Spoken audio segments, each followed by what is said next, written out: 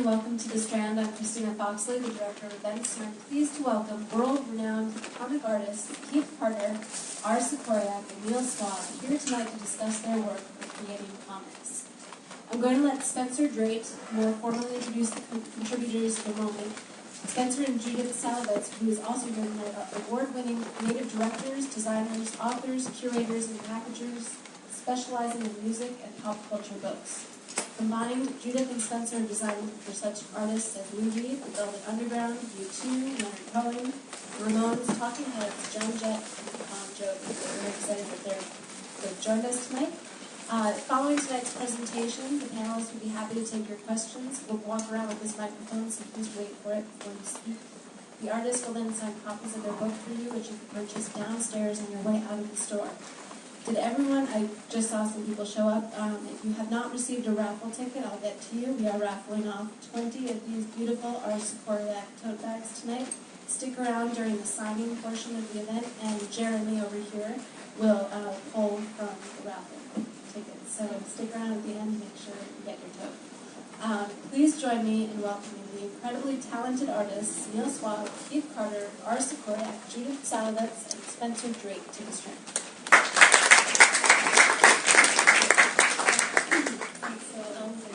Hi, I'm Judith Salavetz, and I'm very, very excited about this book, Creating Comics. Spencer and I, we want to first thank Rockport for fulfilling the dream we had doing this book.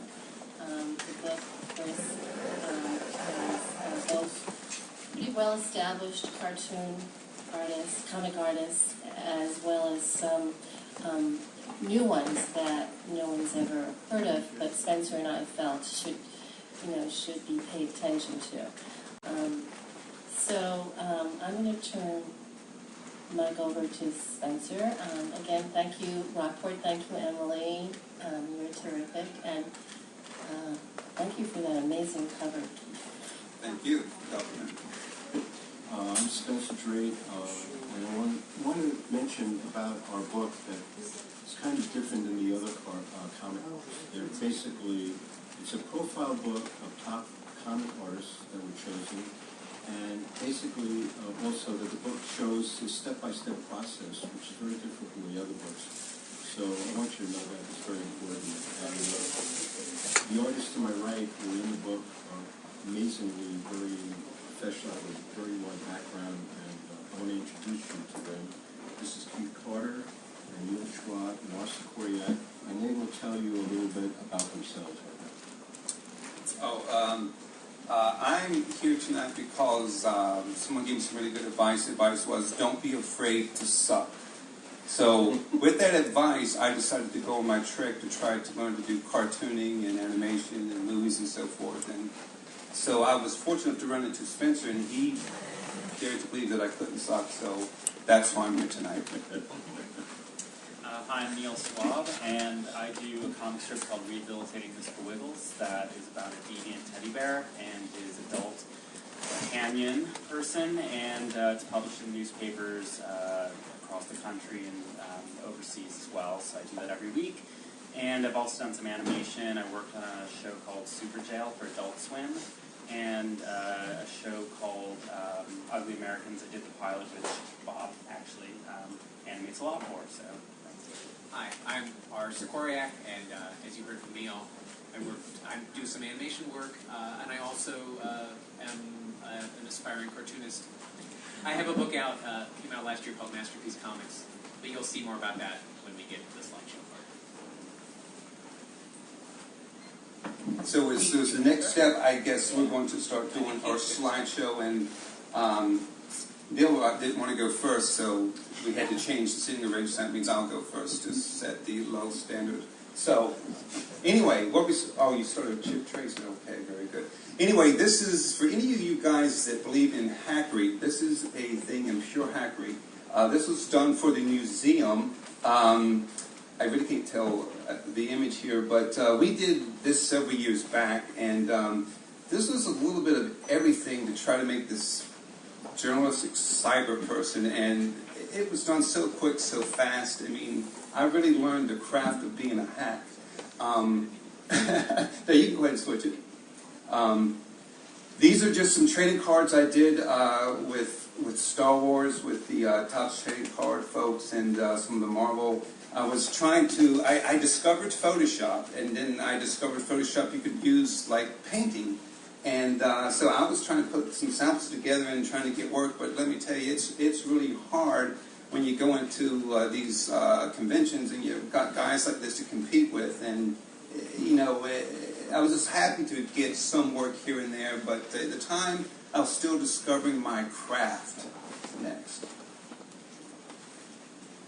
Just more couple examples of some comic books. Oh, by the way, if anybody's out there that's doing comics that's not with a major publisher, you will definitely get screwed by a lot of smaller publishers. I've done this work here for practically hardly, I don't even think they paid me. I think they were supposed to pay me. I ended up getting a promise of a check that never came. So if you're looking to make money in comic books, don't go with these little independent publishers because they will not pay. Next. This is another fine example. I think this was in the book. Yeah, this was a sample in the book. And this was used for a promotion for this DVD I did called Captain Amazing Land, which was kind of in the vein of the, what's the Adult Swim? It's a little bit more for adults. It got picked up for distribution. I have actually made $12 off these DVDs. So you can buy them on Amazon, and maybe tonight I may make some money. That would be awesome. Next. There's a cover of Captain Amazing Land. Oh, here's another interesting thing. People hated this thing so bad that the reviews I got were so horrible I decided to put my reviews on the DVD. If you'll notice, up here, one of the reviews is, I just wasted 5 minutes of my life. One compliment was, it's okay, I guess. And then the review of reviews is, oh, what does that say? Oh, okay, this is so good here. I just wasted, 5 minutes of my life. Oh, I got an idea for you. Why don't you animate a public apology for this downright retarded piece of crap and never animate again? Now, let me tell you, you got to get some serious thick skin if you're going to work in this industry. Next. Oh, okay, so anyway.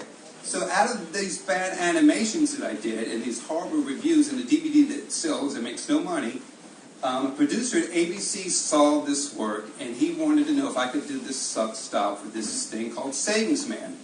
I said absolutely I could. So we did these commercials called Savings Man, that, trying to help you save for your future, etc. and so on. And in the spirit of not sucking or not being afraid to suck, this actually won an Emmy. We did 9 commercials based on this character doing this style that no one liked. So that's just a testament to go out there and do your thing. Next. Oh, same thing. Another from Captain Amazing to Savings Man, I got commissioned to do this thing for the Smithsonian. Still using this. I call it like this limited animated style, like what's it? Bullwinkle and Rocky. And I think they kind of do a lot of that stuff on Adult Swim. You don't have any money, so you can try to figure how you're going to make an animation when you got no one animating but yourself and another person. How do you make these things move? Well, you don't. But you try to make these images as attractive as possible. So this is a piece that I did for the Smithsonian. It's still there if you ever get to the Indian Museum. Next. Oh, and again, it by putting your work out there, it leads on this path. This path then led to this film.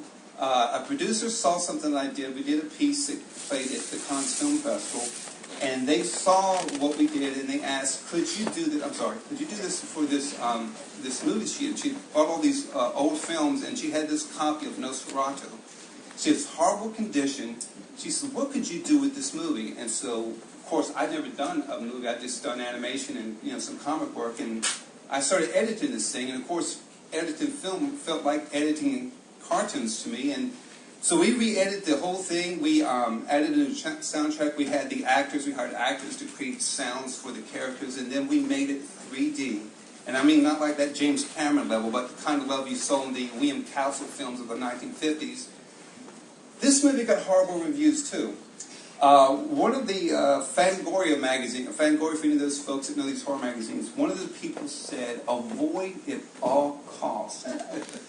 Now, let me tell you, as bad as these reviews were, it actually has helped the movie, because I think when people see it, it's like, there's no way this can be that bad. So guess what? They ended up getting distribution here in the U.S. We just got picked up in the U.K., and we're talking with Russia. So someone out there likes bad movies, and I've seen Lloyd Kaufman movies. If anybody knows Trauma, so you can make money off of crap. Okay, good, next. What are we teaching the audience? Well, okay, I'm bringing you to this point of the reality where I am. Now we're going to rate these guys at a much higher level of quality. So I'm taking you to this valley. They're going to take you to the mountain. Yeah, but not everybody thinks your work is crap. So, Yeah, well, you guys are kind enough to give me some faith. Okay, so let me change the tune a little bit. So there's this writer for the USA Today, Whitney Madison, for anybody that reads Pop Candy. And anyway, she goes to the show every year, and so she saw, of course, my work, and she, always likes to have some kind of way to advertise her being at the show. And so we just did creative ways of Whitney letting her fans know she's going to be there. And one of the first ones we did, because it was Comic-Con, was it was a comic cover, and then we did her as the action figure, because everybody knows what's the superpowers, who's into that. Go ahead. Here's some more. We did Whitney as a 3D poster, and we did her, as a homage to Attack of the 50-Foot Woman. So these were well received.